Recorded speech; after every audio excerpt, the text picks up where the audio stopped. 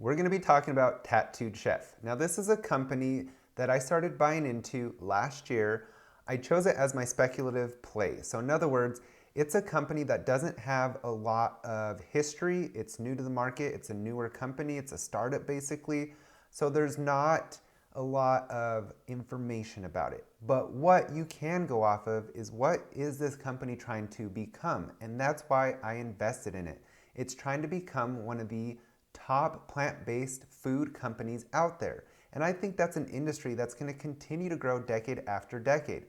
A lot of my friends and even family have become vegan or vegetarian or increased their vegetable intake in general. So I think this is something, it's not just a trend. I think it will continue to grow in popularity over the coming decades. So I thought, it'd be good to get in a company like this, a company that I feel is going to strategically implement smart moves to grow and become a big company someday. So with Tattooed Chef, I really like that they're vertically integrated. I love their products. I've tried them. I think that, now I see them everywhere. They've expanded massively, not only in their SKUs, but in what stores that they're in. So, Sprouts, Costco, Walmart, Kroger. I mean, there's so many of them that they've expanded into recently. And I've heard from the CEO and also the creative director, Sarah. She's the one that creates all the food. They're very passionate. This is their business, and they want it to become very successful. So I think that there's that work ethic behind them to want to succeed. There's many other things about this company that I like that I've made in prior videos, so I'll try to leave some links below of my prior videos. But what I want to go over today is their recent earnings results. Their fourth quarter and the end of 2021, the year, they released their financial results. So I want to go over these and kind of give you guys my opinion if this makes me more bullish or more bearish, or what are my thoughts? Because just because I'm invested in this company that's my speculative play doesn't mean that it's going to be my long-term play. I want it to be, but because it's a new company, there's a lot of risks. Things can change, which could make me decide to sell out. It's not like my other quality companies where they have so much history to them, so much future innovation, and you just like Microsoft. If you've researched Microsoft, they are just a cash generating machine. They're moving to a lot of subscriptions. I mean, that is such a solid quality company that's one of my long-term plays, as with pretty much all my plays in my portfolio. But Tattooed Chef was the one I wanted to take a risk on because I can see this company becoming a huge company. So let's get started with these results. Before I do though, if you're new to this channel, please subscribe. I provide quality content, diverse content. I'm transparent, so I think it's always good to look at someone else's strategy, portfolio, and it just broadens your knowledge, which is key to investing in the stock market. So I appreciate if you subscribe, and thank you to all those who subscribe. Thank you very much. So let's get started. Tattooed Chef. Now we're going to start with looking at their fourth quarter 2021 compared to the fourth quarter of 2020. So it's comparing quarter versus quarter. So their revenue rose 32.2% to 52.3 million. That's a good number to see. 32% is really healthy. Their branded product revenue increased 21.7% comparing the two quarters, which is what you want to see because they have a lot of private labels, but it's the branded ones that you want to see because those are the ones that make them more money. Now they did have a net loss and adjusted EBITDA loss. You'll see the net loss is 13.1 million and the EBITDA loss is 11.4 million. This is not uncommon with startup companies. When you start up a company, there's going to be a lot of expenses that you're going to incur. And Tattooed Chef has done some really good things that I think are pivoting it for a very bright future, which we'll go over in a little bit. So then if we kind of continue to go into the quarter-to-quarter comparison, they had a gross profit decline to 1.1 million compared to 4.4 million last quarter of 2020. And basically they explain that this is due to significantly higher freight and container costs, as well as a promotional allowance accrual that did not occur last time and a one-time slotting fees.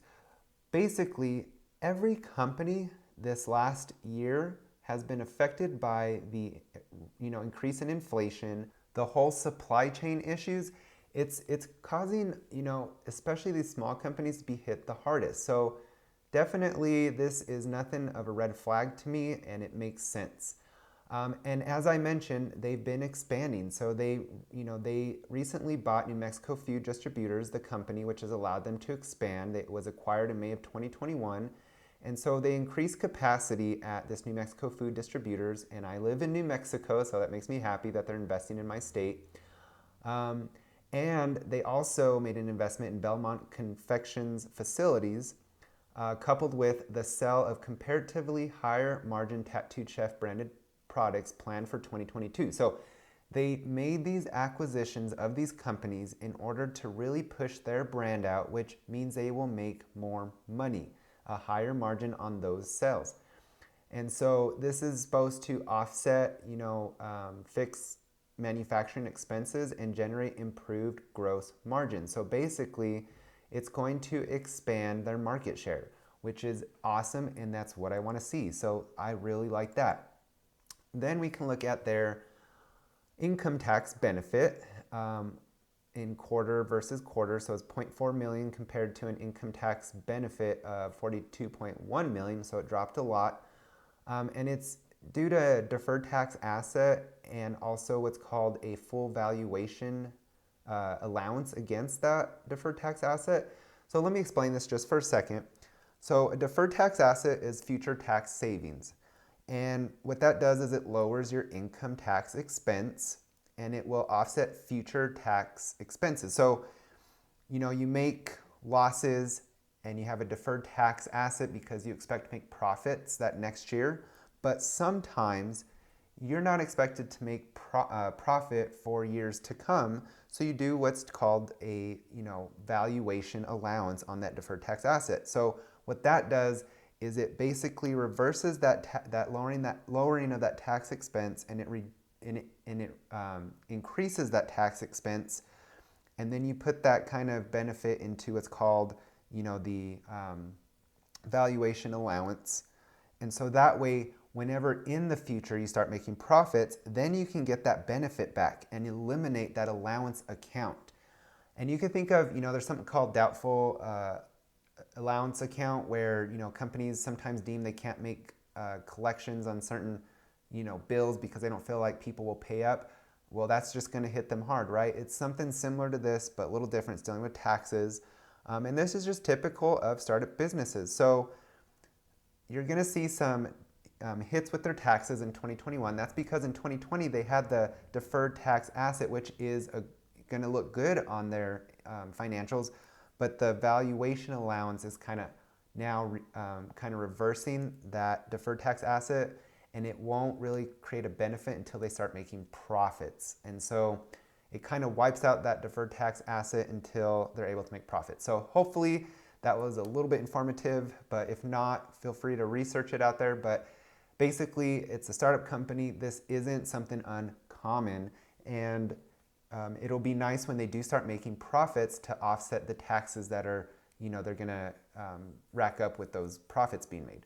So net loss was 13.1 million. Again, this is due to all the tax items mentioned above, because in 2021 they had that valuation allowance, so they had to kind of reverse that benefit of that deferred tax asset until they can make profits and then bring back that benefit so they can utilize it. So again, all startup company related themes here. Nothing, in my opinion, that is red flag. Now we're going to look at 2021 versus 2020. So we were going quarter versus quarter. Now we're going year versus year. So revenue rose 43.7% to a record 213.4 million. This is what I want to see. Very healthy revenue growth and beating previous records in their revenue. This means that they are growing, they're expanding, their strategies are working. Not only that, but their Tattooed Chef branded product revenue increased 56.7% to another record, 132.5 million. Another great sign. They need to focus on the branded products in order to create, better profit margins. Net loss and EBITDA, again, those are both going to be losses because of the whole tax issue and also acquiring companies and just, the expenses that come with marketing and promoting your company when you're a startup. So again, that's not a red flag to me at all at this point. So now we'll talk about some more financial results for the full 2021 year. So those were comparisons. This is just the year by itself. So revenue increased 43.7% to a record, again, 213.4 million. Last time, the year prior, it was 148.5 million. So it rose a pretty good, healthy, 60 some million. Gross profit was 22.1 million or 10.4% of revenues in 2021 compared to 21.7 million or 14.6% of revenues the prior. The decline in gross margin in 2021 was primarily due to annual freight and container expenses. Again, all companies are dealing with this. I feel bad for these startup companies. They're kind of started up in a bad time, but that's okay. I think it'll just make them stronger in the long term. So if we continue on here on the full year, the 2021, operating expenses increased to 59.1 million in 2021 from 31.6 in 2020.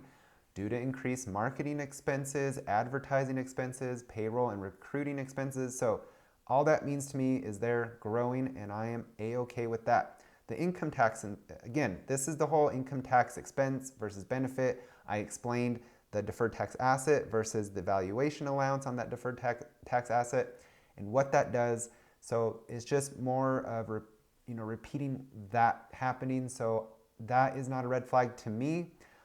It would only be a red flag if this company doesn't start generating profits within the next couple years. That's when I'd probably look at selling this company. What are they doing wrong at this point?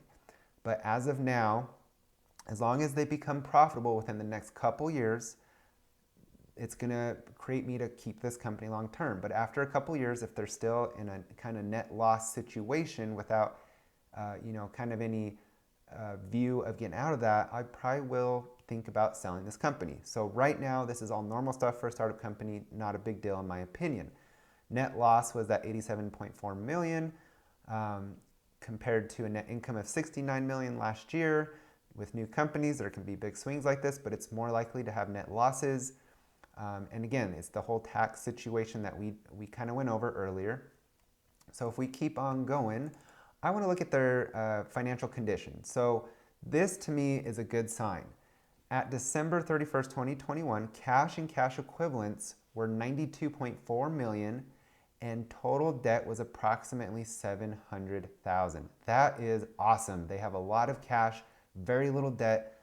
That's pretty impressive for a company this small. So it really just tells me that a lot of their cash, they're paying that right away to their expenses and they're not taking out a lot of debt at this point. But if debt rises, I'm okay with that as well. They're a startup company. That's what sometimes you have to do. But right now they're able to do most of it with just their cash, which is really, really makes me a happy investor in this company. Capital expenditures increased to 63.8 million in 2021 from 7 million. That is mainly because it had to purchase equipment. You have to buy facilities in order to accommodate your growth. So again, all good in my opinion, nothing red flag. So now let's go to operational highlights. Now this is where it gets a little fun. So they ended the year with 78 branded SKUs, up from 38 branded SKUs at the end of 2020. So they have 40 more SKUs this year than they did last year. That's really good growth for a small company like this. It's very impressive actually. Even more so, they expanded branded distribution to more than 160 retailers with approximately 14,000 locations, up from only 4 retailers last year and approximately 4,000 locations in 2020. So they increased by 10,000 locations and virtually 100 in 56 retailers. That is incredible. That means their products are moving. These companies are happy to bring them in. That makes me very happy as an investor. Again, they acquired New Mexico food distributors and the assets of and certain liabilities of Belmont Confections Incorporation. and which together added 3 new product facilities, accelerated the company's entrance into new product categories, and provided scale for future margin accretion. So they're going to be expanding their market share. It's going to be awesome. And then let's see, commenced enterprise-wide investments in automation, internal research and development, and cold storage to support anticipated growth and drive efficiencies beginning in 2022. Anticipated growth is the big word here. They're doing all this stuff because they are anticipating growth, which with a company that's just starting out, that's what should be the big focus. And so it's good to see that they are anticipating that growth. And then, of course, they launched the first national media campaign to elevate brand awareness and drive sales. I have seen some advertisement for Tattooed Chef, but not a lot. But let me know if you guys have. I would be very curious. I've seen a little bit on Facebook, a few commercials, but I don't think it was a huge kind of advertising campaign. But maybe that's because they don't have, the capital, the money to really push that like they would want to. So I have seen them, but maybe not as much as I'd like. But let me know if you've seen them a lot, a little, or none. Now let's look at some statements from the CEO. So Sam Galletti is the president and CEO. And basically, I just want to highlight one sentence. So they've had some good, growth in their revenue. They've acquired things. They've expanded their presence nationally. They've diversified their products, which means they're diversifying their customer mix, and broadened product line, which is their SKUs. So these financial and operational achievements were realized against a backdrop of supply chain stresses and pricing pressures is a testament to our team, the resiliency of our vertically integrated infrastructure, growing interest in our plant-based offerings, and a validation of the investments we are making in our people, products, and processes. So again, this company is going up against a lot of negative things out there in the economy, but they're still able to grow massively. And that to me is a testament of what this team is doing. And I really, really am happy with that. Now we're going to look at Sarah Galletti. I believe this is his daughter, but she's the chief creative officer. She creates all these different, meals. So she says, after nearly doubling the number of Tattooed Chef branded SKUs in 2021, we are planning to introduce new innovative products during 2022, including Mexican-inspired foods, refrigerated plant-based snack bars, and wood-fired pizzas. So I like their little slogan. It's give a crop. I think that's very, very creative. So they're a company that gives a crop, and that's because they're a plant-based food company. But what I like here is they came into the market as just a frozen foods company. Now they're expanding to the refrigerator. And I think in the future they'll expand to the aisle, so maybe like chips or something like that. So this company, for being pretty new, is expanding at levels I don't think I've seen a company expand in the time that I've been investing the last over 2 years. In the research I've done with other companies and how they expand when they start up, this is very impressive. And so because they acquired those companies, they're able to do stuff like this. I think they're being very smart in rolling out all their strategies, and it's really great to see as an investor. So the last thing we'll look at is their 2022 outlook. So they are expected to have a revenue of 280 to 285 million, which is some healthy growth from what they reported this year. If we look this year, they reported 213 million. So they expect, to go up another 60 some million, which is continuing a very good growth increase. Marketing expenses expected of 27 to 32 million. So it looks like they're going to be increasing their marketing, which I think is key to a startup company really get its name out there. And it's already been in all the big companies. So it's just a matter of getting more and more people to try their products. And I am telling you, their burrito bowl is fantastic. I'm addicted to that thing. They have the acai bowl, which I think is delicious.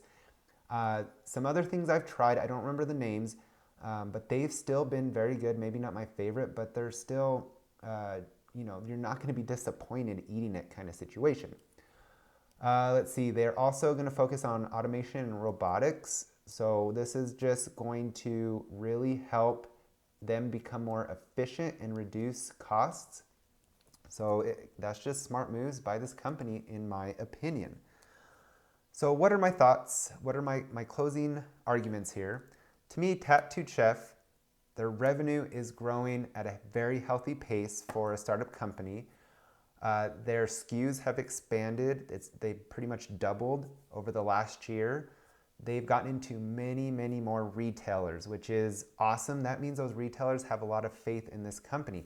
I know Target, I guess it was the most successful frozen food launch of any company that they've had come into their store. So that is a great thing to hear. I've tried their product. It's great. I like their vertically integrated business.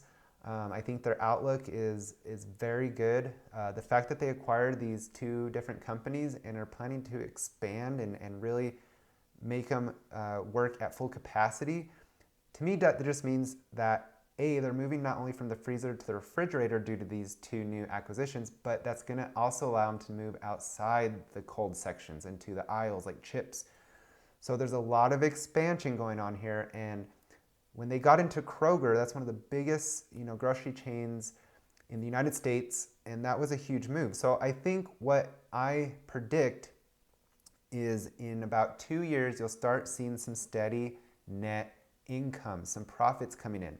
But they still probably have a decent amount of expenses to incur as they expand and grow.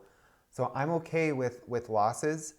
I wouldn't be okay with not good revenue numbers, but they do have that. And that whole tax situation that I explained, that's normal. Not totally, it's not untypical of a startup company. So if you are watching this and you haven't tried Tattooed Chef products, I'd highly recommend the Burrito Bowl and the Acai Bowl. They have a lot of stuff out there. I'm gonna have to start trying more of it. And I'm excited for their new products. That wood fire pizza sounds delicious. I like pizza, who doesn't? But yeah, so I think as of now, I'm holding my bullish thesis on this company. They've dropped massively, so I don't think I'm gonna add any more shares because it's kind of at my 2.5% in my portfolio.